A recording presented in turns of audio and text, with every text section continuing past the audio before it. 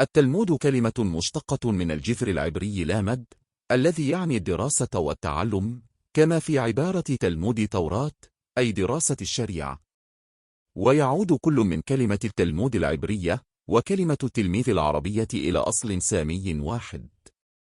والتلمود من أهم الكتب الدينية عند اليهود، وهو الثمرة الأساسية للشريعة الشفوية، أي تفسير الحاخامات للشريعة المكتوبة.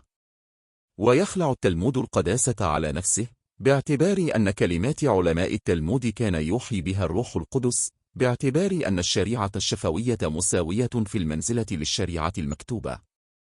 والتلمود مصنف للأحكام الشرعية أو مجموعة القوانين الفقهية اليهودية، وسجل للمناقشات التي دارت في الحلقات التلمودية الفقهية اليهودية حول المواضيع القانونية والوعظية.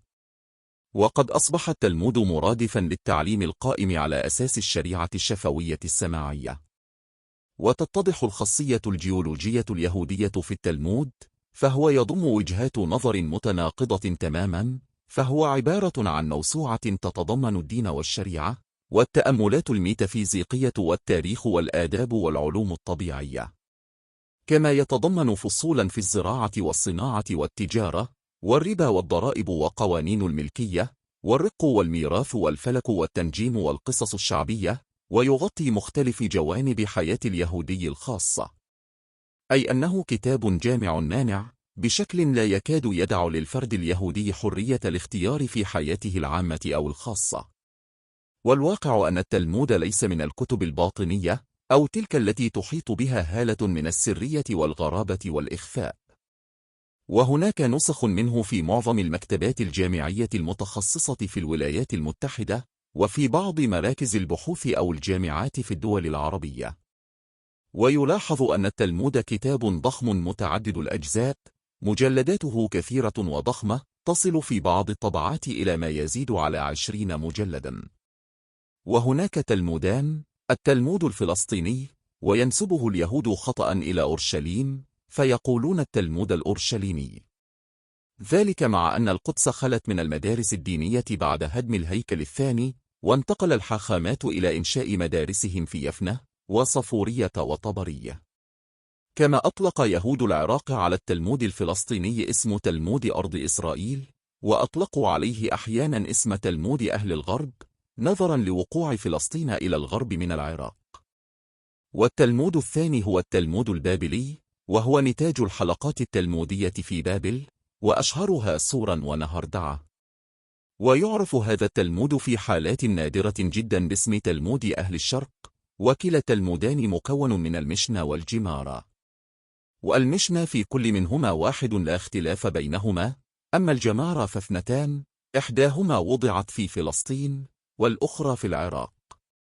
ولما كانت الجمارة البابلية أكمل وأشمل من الجمارة الفلسطينية، فإن التلمود البابلي هو الأكثر تداولا، وهو الكتاب القياسي عند اليهود.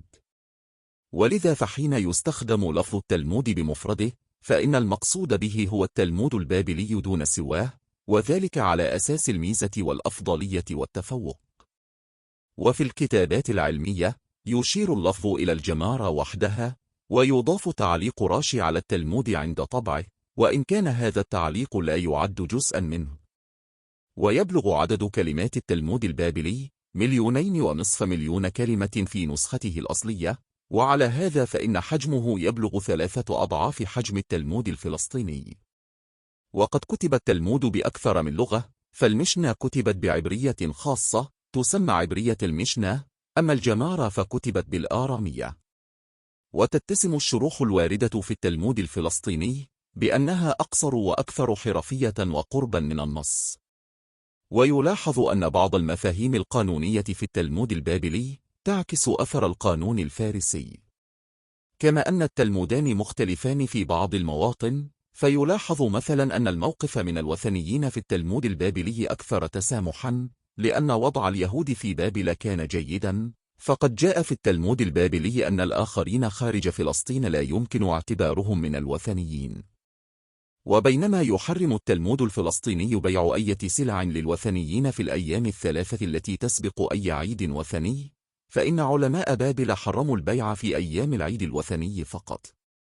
ومن أهم التطورات التي دخلت الشريعة اليهودية ما جاء في التلمود البابلي من أن شريعة الدولة هي شريعتنا. بل قد ورد في التلمود البابلي دعاء خاص يتلى أمام ملوك الآخرين ويطلب لهم البركة. وتعود الآراء والفتاوى التي وردت في التلمود إلى القرن الخامس قبل الميلاد، وقد بدأت عملية جمعها وتدوينها مع القرن الثاني الميلادي، واستمرت عملية التفسير والتدوين حتى القرن السادس. وبعد اكتمال نص التلمود استمرت الإضافات والتعليقات حتى القرن التاسع عشر.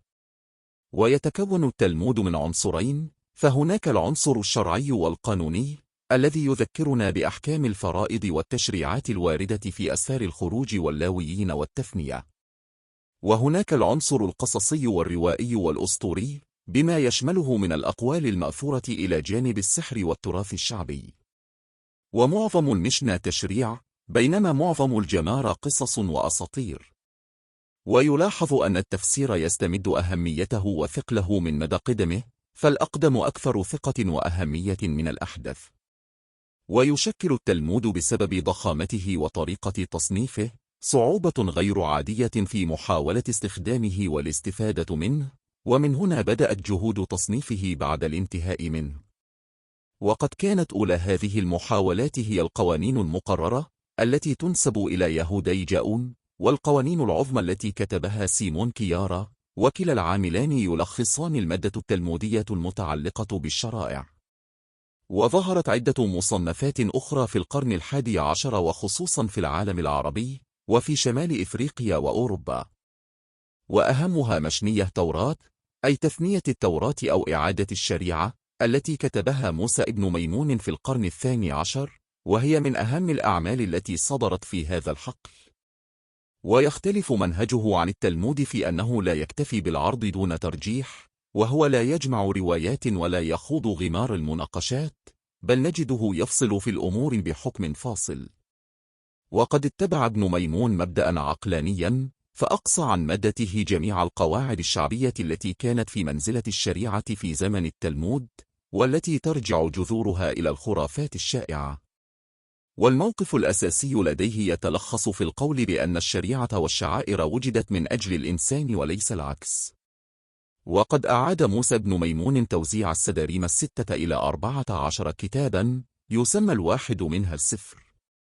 وقد أثر مصنف ابن ميمون في المصنفات التي جاءت بعده، ويظهر هذا في كتاب الصفوف الذي وضعه يعقوب ابن أشر في الأندلس في القرن الرابع عشر، حيث اعتمد على تثنية التوراة في تنسيق الأحكام الشرعية، وحذف تلك الشرائع التي أصبحت بالية منذ هدم الهيكل.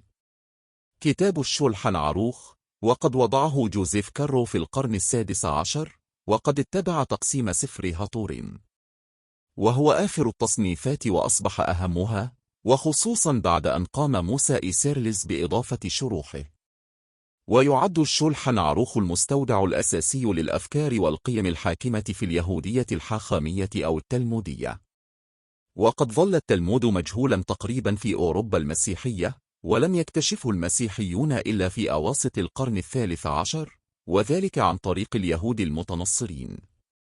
ومنذ ذلك التاريخ أصبح التلمود محط سخط السلطات الدينية، لأنها كانت تراه كتاب خرافات مسؤولا عن عدم اعتناق اليهود المسيحية، كما كانت ترى أنه يحتوي على ملاحظات مهينة ضد المسيحية كعقيدة وضد شخص المسيح.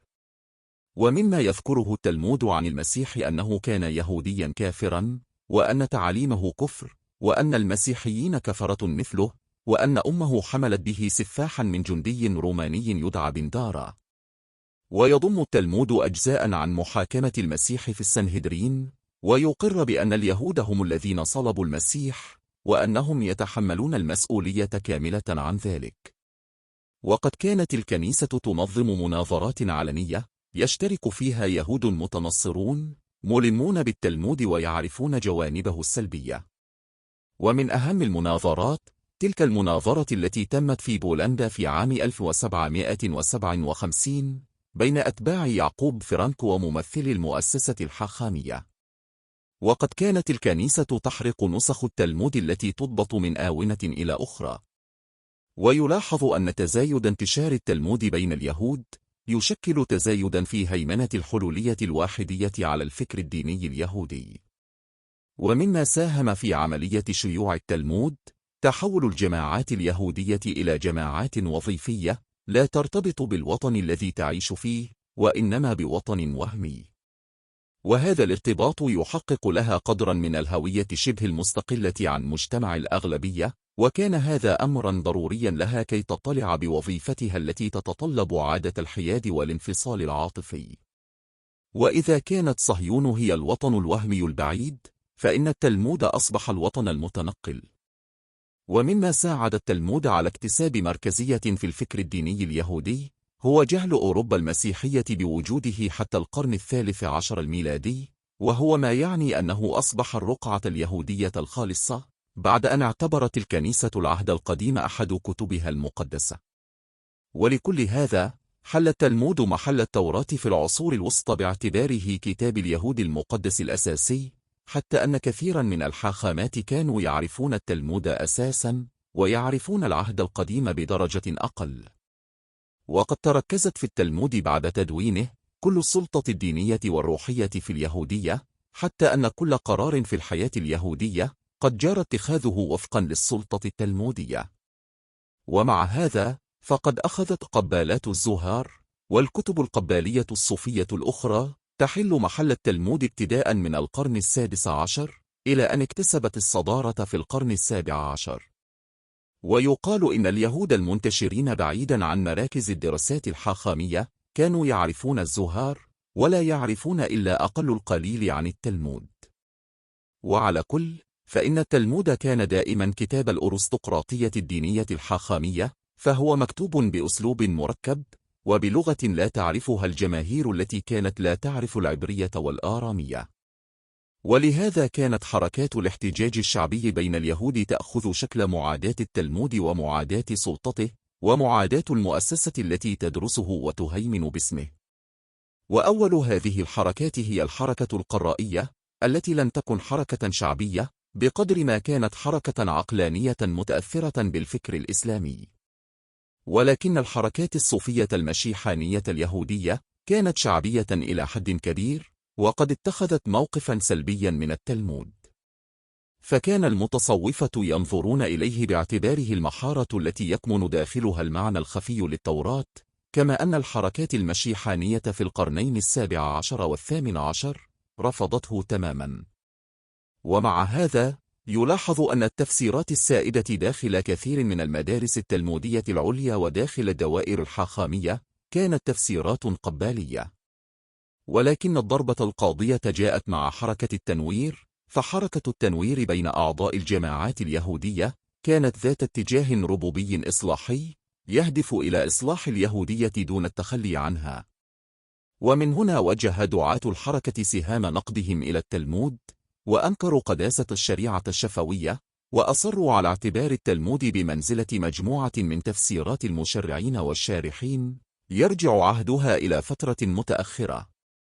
كما نفوا كل سلطة إلزامية، وأنه في واقع الأمر يعبر عن السلطة الحاخامية، وبينوا ما في التلمود من خرافات وحكايات شعبية تتنافى مع العقل. وكان معظم هؤلاء النقاد ممن تلقوا تعليما غربيا علمانيا، ولذا لم تكن لديهم الكفاءات الأكاديمية اللازمة لفهم التلمود أو تفسيره. ومع هذا استمروا في هجومهم الشرس الذي تصاعد بعد ذلك مع تصاعد حدة حركة التنوير التي انتقلت من مرحلة الربوبية إلى مرحلة إلحادية صريحة معادية لأية نصوص مقدسة. وأعلن دعاة حركة التنوير أنه لا أمل في تطور اليهود إلا بالإطاحة بسلطة التلمود، وبيّنوا للحكومات الغربية مدى خطورة هذا الكتاب، وأنه سبب هامشية اليهود وتخلفهم. ولكن الحاخامات الأرثوذكس دافعوا دفاعا مستميت عن التراث التلمودي، ووقفوا بشراسة ضد كل محاولات التطوير. كان الجهد ينصب دائما على التلمود، فكان يستبعد تماما من مدارس اليهود، كما كان يحرم على اليهود أحيانا قراءته لأبنائهم قبل بلوغهم سن الرشد. وفي الوقت الحالي فإن الأغلبية العظمى من أعضاء الجماعات اليهودية يرفضون التلمود، بل يجهلون ما جاء فيه ولا يعرفون حتى حجمه. وأثر التلمود والشرع التلمودي واضح في قوانين الأحوال الشخصية في إسرائيل، فالتشريعات التي تضبط قضايا الزواج والطلاق لا تختلف عن الأحكام التلمودية الواردة في أسفار السدر ناشين. وفي شؤون الطلاق، لا يزال سفر جتين المصدر الأساسي للأحكام المتعلقة بوثيقة الطلاق التي يكتبها الزوج. وفي مسائل الزواج وتسجيل المواليد، لا تزال أحكام الشريعة التي حددها التلمود هي الشريعة السائدة، فاليهودي هو المولود لأم يهودية، أو من اعتنق اليهودية على يد حاخام أرثوذكسي. وعملية التهود ليست هينة، إذ يصر الحاخام على التقيد بالشعائر التلمودية، ومن بينها الحمام الطقوسي الذي يجب أن تخضع له الأنثى التي تريد التهود، فتدخل الحمام عارية تماما بحضور 3 من الحاخامات وتحت أنظارهم. وكذلك تطبق في إسرائيل الشرائع التلمودية الخاصة بقوانين الطعام والقوانين الزراعية التي وردت في سفر باراخوت. ويدرس التلمود في إسرائيل، وتقتصر الدراسة في المدارس والمعاهد الدينية على دراسته، كما أن جامعة بار إيلان تشترط على طلابها تحصيل معرفة تمهيدية بالتلمود.